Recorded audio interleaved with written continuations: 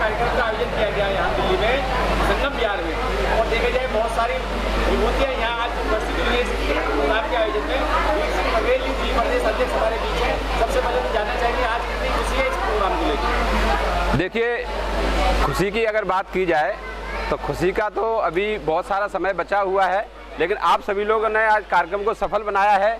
सभी मीडिया साथी से मिलकर और सभी हमारे जो क्षेत्र के जो वासी जो विधानसभा आज प्रोग्राम था, पूरी दिल्ली का प्रोग्राम नहीं था, मात्र एक देवली विधानसभा का प्रोग्राम था, इसलिए इसमें जितनी भी संख्या रही, सभी संख्या जितने हमारे जो लोग साथी आए हैं सबका मैं जोरदार स्वागत करता हूं। और बहुत खुशी हुई इस प्रोग्राम को देख करके। मुझे आगे की उम्मीद जगी है कि दिल्ली में हम एक ऐसा स्तंभ और एक नया रास्ता तैयार कर सकते हैं जो दिल्ली को बारी बारी से लूटने का काम किया है, उस पर हम कहीं ना कहीं अंकुश लगाने का काम करेंगे। वीर सिंह बघेल जी, आप बाबा साहब की जयंती मना रहे हैं, ज्योतिबा फुले की जयंती मना रहे हैं। बाबा साहब ने जिंदे रहते हुए आपको सब कुछ दे दिया, लेकिन बाबा साहब ने जो दिया था वो सारा आपने खत्म कर दिया, उसको वापस कैसे करेंगे? देखिए, ये जयंती जो हम मनाते हैं ये तो एक हमारे लिए एक शुभ अवसर है, लेकिन इस जयंती पे हम बाबा साहब के विचारों को कैसे फॉलो करेंगे, कैसे आगे बढ़ाएंगे, ये जयंती हमें एक बहाना मिल जाता है। हम चाहते हैं कि SC, ST, OBC और माइनॉरिटी सभी लोग एकत्रित हों और अपने हक और अधिकार के प्रति जागरूक हों, जिससे कि इनके संवैधानिक अधिकार जो छीने गए हैं उन अधिकारों को पुनः से हम जिंदा और अपने छीनने का काम करें। इनसे दोबारा से हम इनसे जो हमारे अधिकार लूटे जा रहे हैं उनको हम अपने हक में मजबूती से प्राप्त करें। बघेल जी, पूरे देश के अंदर जो है OBC कम्युनिटी की जो है संख्या कहीं 67% है तो कोई 50% है, लेकिन फिर भी वो कहीं ना कहीं हिंदूवादी मानसिकता का शिकार है। आप जैसे बहुत सारे बुद्धिजीवी लोग उस पर काम कर रहे हैं, क्या लगता है कि बदलाव होगा? 101% बदलाव होगा। ये बदलाव का ही नतीजा है कि आज हमारी बहनें यहाँ पे बैठी, सारे जितने भी हमारे साथी हैं, यादव जी बैठे हुए हैं, सभी लोग आए हैं।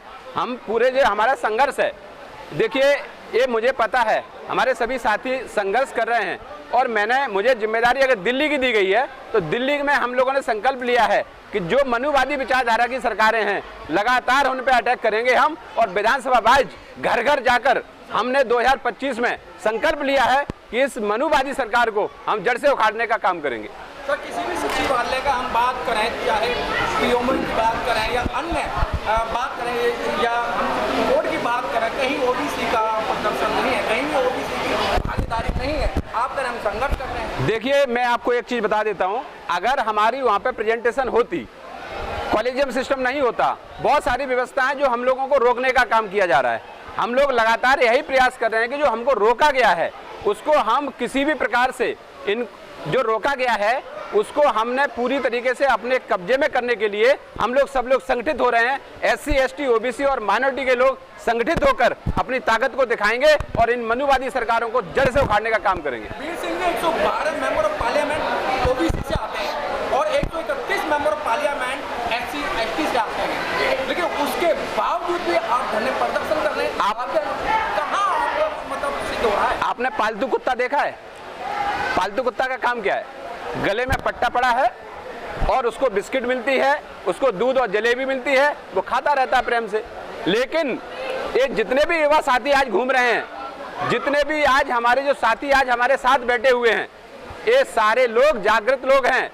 ये बाबा साहब डॉक्टर भीमराव अंबेडकर के सिपाही हैं, मानवर कांसीराम साहब के सिपाही हैं, महात्मा ज्योतिबा फुले के सिपाही हैं। लगातार हम लोग उनको बता देना चाहते हैं जो आज जो विधानसभा में बैठे हुए हैं, जो गुलाम हैं, जो आज हमारी बात को, वो अपनी बहन बेटी की इज्जत नहीं। हमारे विधायक जी ने बोला है ना, ये टिकट कैसे देते हैं?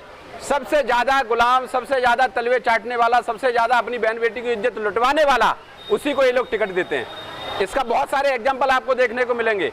तो मैं उन लोगों को भी बोल देना चाहता हूँ मीडिया आप लोगों के साथ सहयोग से कि आप वो लोग भी होश में आ जाएं।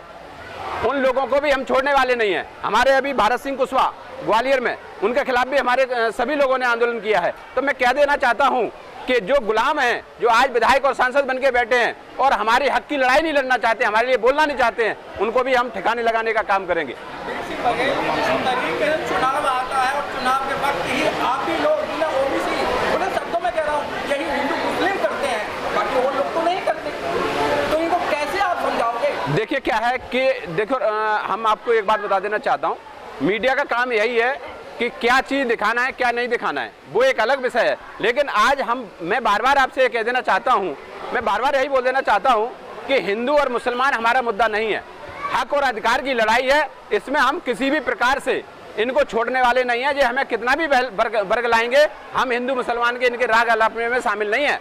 मध्य प्रदेश के अंदर 67% ओबीसी कम्युनिटी है, लेकिन आज तक जो है ओबीसी कम्युनिटी अपना प्रतिनिधि वहाँ पे स्थापित नहीं कर पाई, अपना मुख्यमंत्री नहीं बना पाई, अपने मंत्री नहीं बना पाई। तो ऐसा है अभी तक। देखिए क्या है कि मैंने आपको पहले ही बता दिया कि हमारे लोगों को गुमराह किया जाता है। हमारा आदमी किस प्रकार से गुमराह कर दिया, तो हम लोग, हमारा काम क्या है, 2025 हमारे मानवर कांसीराम साहब से लेकर बाबा साहब डॉक्टर भीमराव अंबेडकर से, महात्मा ज्योतिराव फुले से लेकर सभी लोगों ने हमें संघर्ष करना सिखाया है। और उस संघर्ष के रास्ते से हम घर घर जाएंगे और घर घर जाकर हम आपको आने वाले चुनाव में 2024 और 2025 में बताएंगे कि ये लोग मनुवादी सरकार हम किस तरीके से उखाड़ने का काम करेंगे। माध्यम से एक बात जो है जोर जोर से कही गई कि कितने ईओ की होती है, लेकिन ओबीसी की जनगणना, जातिगत जनगणना नहीं होती। क्या इस केंद्र की भूमिधारी सरकार के लिए भी कुछ कहेंगे इस बात? दुर्भाग्य यही है, हमारे देश के कहा जाता है कि हमारे देश का जो प्रधानमंत्री है वो ओबीसी है। मैं तो कहता हूँ खेतों में आप किसान लोग हैं, किसान लोगों ने अपने खेत में बिजूका लगाते हैं। बिजूका जानते हैं ना आप लोग, जिससे जो हमारे जो पशु होते हैं उनको रखवाली नहीं कर सकते वो, लेकिन उनको ओबीसी के रूप में एक प्रधानमंत्री, और पूरे हमारे मध्य प्रदेश में जो शिवराज जी हैं वो भी फर्जी ओबीसी है। मैं तो कहता हूँ ये फर्जी ओबीसी है, और नरेंद्र मोदी भी ये फर्जी ओबीसी है। क्योंकि मैं कहता हूँ मूर्ख आदमी उसको कहते हैं। अगर आपके हाथ में मैं कुल्हाड़ी दे दूं और आप अपने पैर को काटने लग जाएं तो आप कैसे समझदार हो कि मूर्ख हो? तो मैं तो मानता हूँ वो मूर्ख है। जिस प्रकार से मूर्खता पूर्वक अगर अपने पैर को ही काट रहे हैं वो ओबीसी नहीं है। ये आप लोगों को, हम लोगों को बरगद डालने के लिए बनाया गया है। देखा जाए ओबीसी कम्युनिटी के लोगों को जो है कहीं ना कहीं बहलाया जाता है, फुसलाया जाता है, उनको समझाया जाता है कि अगर आपने जो है भाजपा का साथ नहीं दिया तो आपको, आपकी बेटियों को आपको गुलाम बना दिया जाएगा इस देश के अंदर। इसको लेके क्या कहेंगे? देखिए मैं आपको यही बात बोलना चाह रहा हूँ कि भारतीय जनता पार्टी का एक ही काम है, हिंदू और मुसलमान कराना, दूसरा कोई काम नहीं है। और मैं इनको चैलेंज करता हूँ, एक एक भारतीय जनता पार्टी के कार्यकर्ता को, कि विकास, ये कहते हैं ना सबका साथ और सबका विकास, मैं कह देता हूँ, मैं दावा कर रहा हूँ और उनको चैलेंज कर रहा हूँ कि मात्र 5 मिनट हमसे डिबेट करके देख लें। अगर हिंदू मुसलमान के अलावा 2 शब्द इनको छोड़ देना, अगर इनको बोला जाए कि हिंदू और मुसलमान मत बोलना और आप विकास पे डिबेट करो, मैं करने को तैयार हूँ। 5 मिनट टिकने नहीं दूंगा मैं इन लोगों को। देश के खिलाड़ी जंतर मंतर पे धरने पे बैठे हुए हैं, देखा जाए जो देश का मान सम्मान बढ़ाते हैं, उनको जो है मेडल ला के सम्मान देते हैं इस देश का, आज वही सड़क पे बैठे हुए हैं। तो ऐसी सरकार के लिए क्या कहेंगे जो सुनवाई नहीं कर रही? सरकार नहीं, इस देश का दुर्भाग्य है। सरकार तो है ही है, लेकिन हम तो इस देश के लोगों का दुर्भाग्य है, देश की माताएं और बहनों का दुर्भाग्य है कि ऐसी सरकार को हमने चुन दिया। ये दुष्ट हैं, ये राक्षस यही लोग हैं जो हम लोगों को मारने का काम कर रहे हैं, हमारी बहन बेटियों की इज्जत और मान सम्मान लूटने का काम कर रहे हैं। और इन लोगों को तो मैं कहता हूं इनको डूब के मर जाना चाहिए। 50-50 केस इनके सांसदों पे हैं। मैं कहता हूं इनको तुरंत इनके घर पे बुलडोजर चलवाओ।